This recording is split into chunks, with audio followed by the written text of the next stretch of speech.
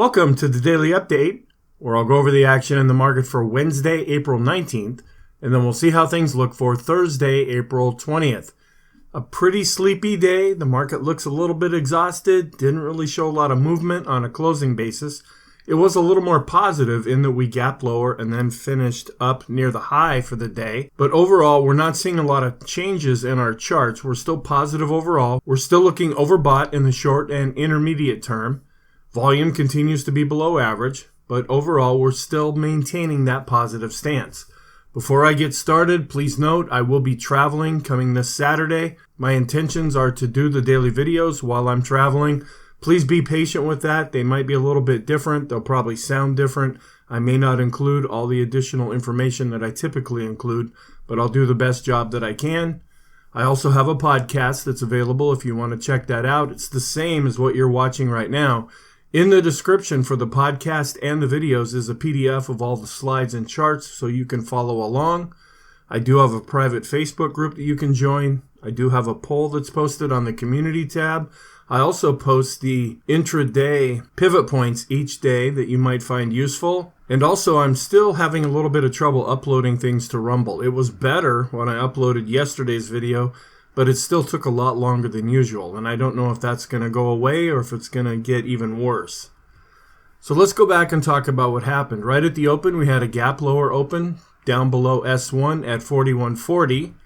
Then we spent the rest of the day chopping our way back. We were able to get slightly above the unchanged level as well as the daily pivot, and they were pretty much right on top of each other at 41.55, and we closed almost at the unchanged level. We were down 0.01%, so virtually unchanged on below average volume. That still continues. The technicals are still positive overall, looking somewhat overbought. We're not seeing an awful lot of conviction right now. Volume is below average. We don't really see the market in a real hurry to take the market either higher or to shoot things lower because of this whole inflation and interest rate scenario. And then we also have earnings that are coming out as well that can have an impact on the market.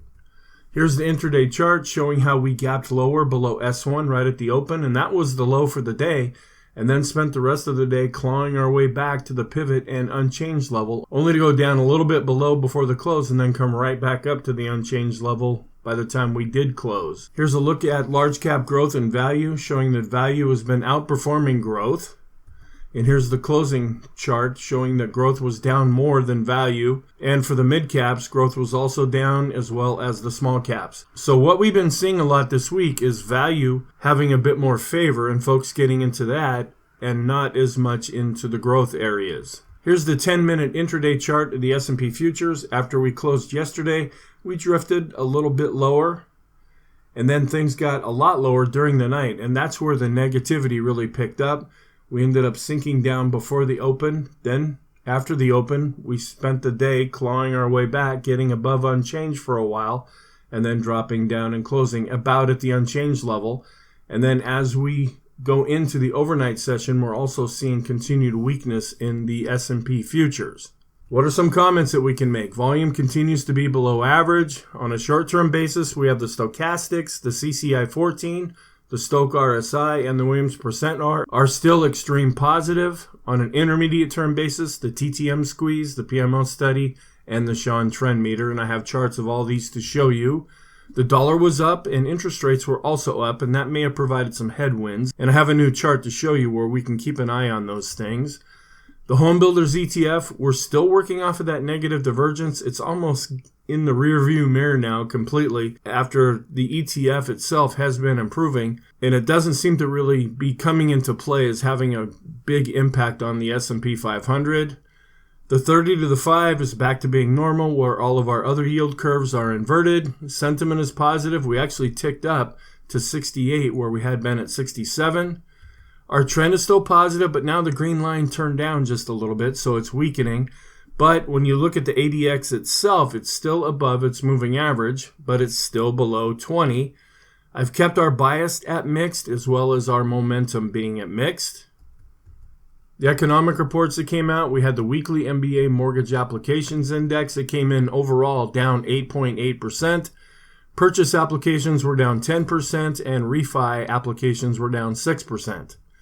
Looking at some IsabelNet charts, we're looking at the truck tonnage index, where this has a tendency to move in the same direction as the S&P. That's the purple line, is the S&P, where the gold line is the truck tonnage. And we're really seeing a drop-off here. Is that going to suggest some economic weakness going forward? Here's a longer-term chart just showing that we're still in a long-term secular bull market. The red line is the 200-week moving average, and we continue to be above that, and so far that has held up as support.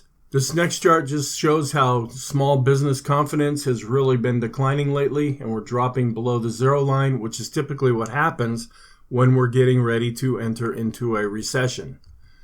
This chart just shows the cash levels. They're holding steady at 5.5%. Folks are still having more of a tendency to get out of risky investments and get into safer investments. That's why this reading is so low.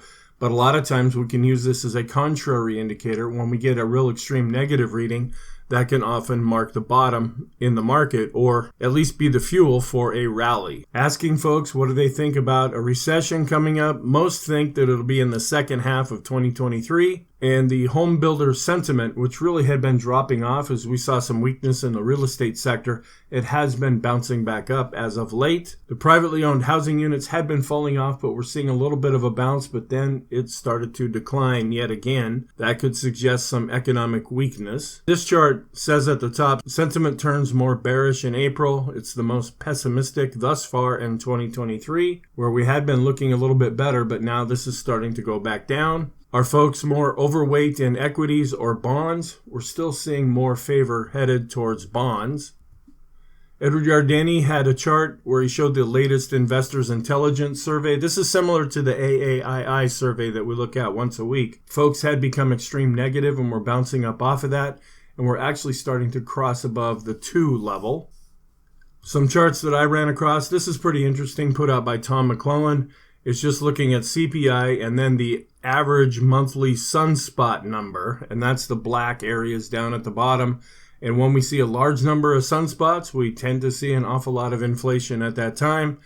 Who knows the logic behind this, but I thought it would be interesting anyway. Also, another chart just says anytime that the large speculators, they've been excessively short, and that's the green line right down here in the bottom right, the S&P has rallied. So this could end up giving some support to the S&P 500. Looking at our charts, Ulcer Index still suggests that fear is pretty non-existent right now. The VIX continues to fall, as we're seeing right here, both on the line chart and on the bar chart. But on this, we're seeing something a little bit interesting, where the VIX of the VIX is showing that it's picking up a little bit. Is the VIX starting to get ready to go higher? We're also looking at the VIX RSI 9 period, where we're extreme negative because we've come down pretty far pretty fast. Sometimes that can mark a bottom at some point in the VIX, and we can turn and go the other way, meaning that the VIX is going back up, which typically happens when the market is declining. Also looking at the SKU index, it has been advancing, but the VIX really continues to decline. At the money options are not really predicting any kind of a big movement, but out of the money options are suggesting that maybe something is on the way, but they're not expecting something really big. We would see this line go up into the red area if that was true. The equity put call ratio hasn't really changed all that much. Still working off of this spike. That gave some support to stocks. If we continue to go up, this will likely continue to fall. We're still seeing fear decline overall, even though it did tick up a little bit. And we're seeing a decline in fear on this other chart as well. Additionally, we're also seeing where folks are taking more of a risk-off posture, meaning they're getting into bonds and getting out of stocks. Looking at the condition of our trend, the green line is on top, but it is declining.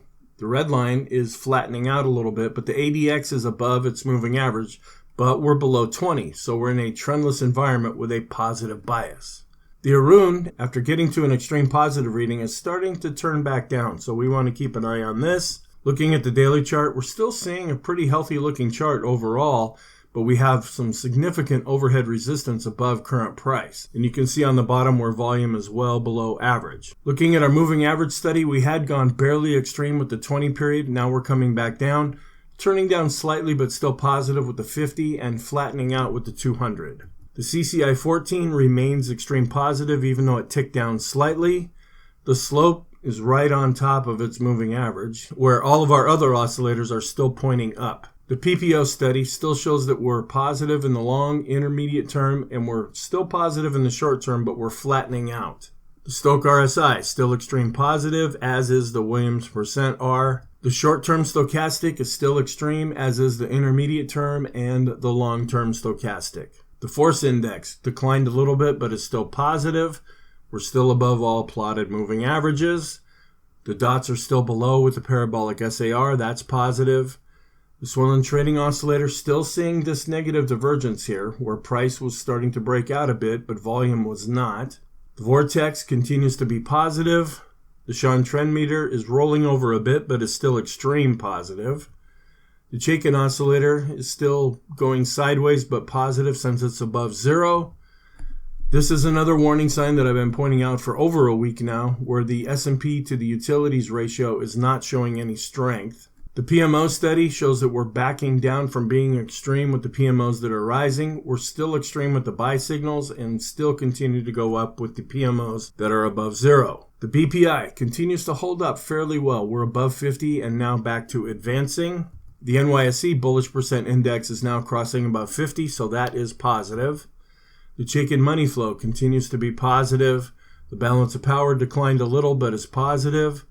We're watching the TTM squeeze. We have the darker shade of blue bars here, but it's still positive overall. The go, no-go system is still positive. We're still above the anchored moving average, going back to the all-time high. That's positive. Here's another look at that same chart. Again, if we continue to fall, we're looking at about the 40.75 level. Looking at our fib levels, we're still above this 41.23 level. If we fall with the S&P, we'll be watching that to see if it provides support. Longer term, we have overhead resistance at 41.56. We're about 2 points below that currently. Longer term, we have overhead resistance quite a bit above where we're at 42.14. If we start to fall, we have support at the 40.20 level. We're also seeing a lot of overhead resistance right now with the S&P 500 with our quadrant chart. The equal weight index continues to underperform the S&P 500, but we're chopping pretty much sideways overall with this ratio. The Elder Impulse system remains neutral for the S&P. The McClellan oscillator declined, but is still positive. The broader range McClellan oscillator also declined, but is positive. The summation index based on price and volume continue to be positive. We're still seeing this divergence where the S&P was able to break above this blue line, but so far the NASDAQ has not been able to do that, so we're watching this double top. The transports continue to underperform the Dow. Looking at our new highs, new lows, we saw a little bit of an expansion with new highs, but our 5 period continues to roll over, and our 10 period is flat to going up slightly.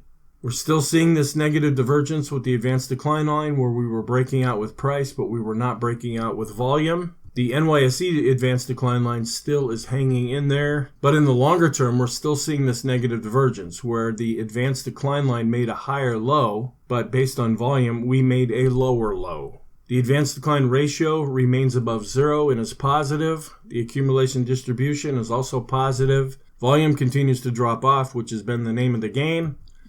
The money flow index ticked down slightly, but is still positive. The ultimate oscillator also ticked down slightly, but is positive. On-balance volume is still above this advancing moving average, even though it declined slightly. The special K, this is a long-term oscillator, and we're just getting ready to see if this will cross. That could be longer-term positive for the market. If you think back to the beginning of 2022 when we crossed negative, that's when the real downtrend started. So this could be suggesting that we might see a real shift in the long-term trend. The financials continue to show a little bit of improvement. They also bounced up a little bit with the regional ETF compared to the financial sector. Looking at our broad range NYSE, advanced decline line is still positive. Same thing with the S&P. The mid caps are all right, but we're seeing a lag with the small caps. The Dow is still having really difficult times getting through this R1 pivot level. The diamonds continue to be neutral.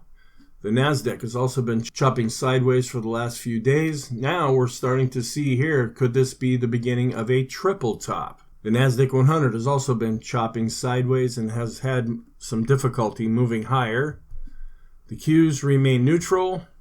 The NASDAQ 100, we're still above this 38.2% retracement level at 12,864. If we fall, we'll be watching that level. The Qs are still above the anchored moving average going back to the all-time high. If we fall, will that provide support? The micro caps were up and have not set a new 52-week low. The small caps are still having a little bit of trouble getting back up to their 200-day moving average. Here's the Russell showing that the RSI is still above 50 and the MACD is still positive, but we're not able to get back above the 200-day moving average. And the Elders Impulse system for the small caps continues to be neutral. The ratio between the small caps and the S&P 500 is still showing weakness. The mid caps are still dancing along this pivot level, and the mid caps are also neutral. Looking at the home builders, where we were breaking out with the S&P, the home builders is starting to break out. The ratio is showing some improvement, but not really breaking out the way price did for the S&P and the ETF itself. They still have a very strong correlated relationship, meaning they're going in the same direction. The Copic curve is starting to go away with the buy signal that was generated. The Pring Bottom Fisher buy signal could also be going away very soon. Bond yields were up slightly where bond prices were down. Here's the MOVE index on the top, where we're seeing the volatility in the bonds ticking up just slightly as volatility in stocks continues to decline. You can see there's a really strong correlation between these two charts. Here's a new chart showing the S&P, which is in red, and how it's been doing, and the TLT, which is an ETF for long-term bonds. These have a tendency to move in the overall same direction. But look what's happening right now. We're seeing a little bit of a divergence here and a spread between the two. Just to show you the strong relationship, if you go back 50 periods, their correlation is very strong. It never goes below zero. Then on a shorter-term basis, we look at the 10-period correlation, where this is very negative right now, meaning that the S&P 500 and the long-term bond ETF are going in opposite directions. We want to keep an eye on that. Something's going to have to give. Either the S&P is going to start to go down or the TLT is going to have to start going up. Our long-term trend analysis still is hanging on here above zero with the MACD, suggesting that this breakout above the trend line was for real. An update of our possible positive scenarios. We're still extreme positive with the 10-day average of the S&P highs minus the lows. The SWAG NYSE breadth thrust still gave a recent signal that is good now going forward. So I probably will stop showing this chart now. And here is a look at the returns that we've had in the past when that signal has been triggered. This is another warning sign. When we look at the Amex, the NASDAQ, and the NYSE, and take a 5-period simple moving average of the highs minus the lows, we continue to be below zero. Looking at our ratios, the Qs are starting to go down below the moving average when compared to the S&P. Discretionary is right on its moving average, and we're seeing a pretty much sideways action with large cap growth versus large cap value. Then looking at our growth value ratios, seeing a little bit of weakness with the large caps, mid caps turned down slightly, and the small caps are also not really showing any strength right now. The 50-period exponential moving average of new highs and new lows still remains above zero because our indicator is above zero. That's long-term positive. And then the 2-year Treasury yield, we're wondering if this spike could be something that could give the market support. So far, that has not happened. In our staples to S&P 500 ratio, we're still wondering if these spikes will be legitimate. The further on we go, the less likely this is. This usually produces some kind of a significant move, and we're just not seeing that in the S&P right now. So what's our outlook for Thursday? Earnings season is here. The technicals are positive, but continue to be overbought.